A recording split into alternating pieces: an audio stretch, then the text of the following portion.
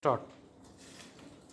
उत्तर प्रदेश में लौटते मानसून की वजह से हुई बारिश ने जैसे हालात पैदा कर दिए हैं, उससे फिर यही पता चलता है कि वक्त के मद्दे नज़र पूर्व तैयारी, सावधानी और दूरदर्शिता के अभाव का खामियाजा आखिरकार आम लोगों को भुगतना पड़ता है।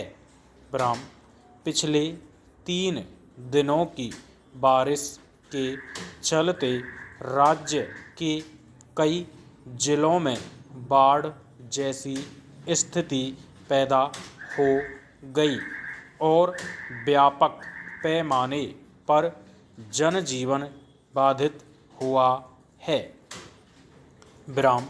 ज़्यादा दुखद यह है कि लगातार बारिश ने कई जगहों पर घरों को कमज़ोर कर दिया और दीवार गिरने से 19 लोगों की जान चली गई।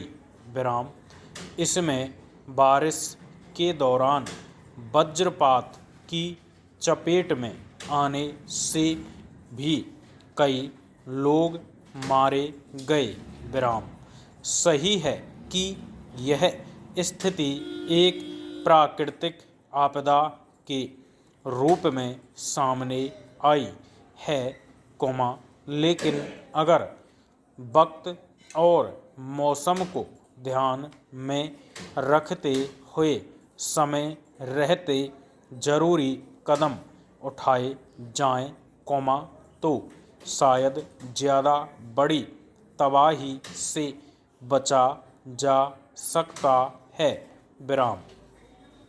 लखनऊ में हालत यह है कि सबसे सुव्यवस्थित कहे जाने वाले इलाकों में भी 2-3 फुट पानी भर गया।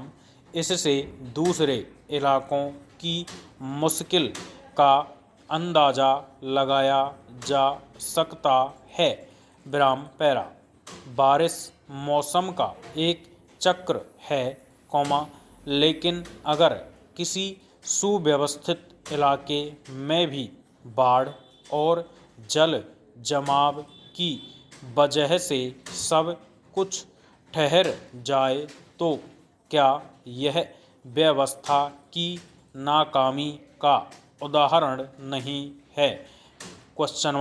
हर मौसम का अपना निर्धारित चक्र है, पर विडंबना है कि ना तो आम लोग मौसम का रूप बिगाड़ने पर ध्यान में रखकर अपने स्तर पर तैयारी करते हैं और ना ही सरकारें समय रहते उचित व्यवस्था करती हैं।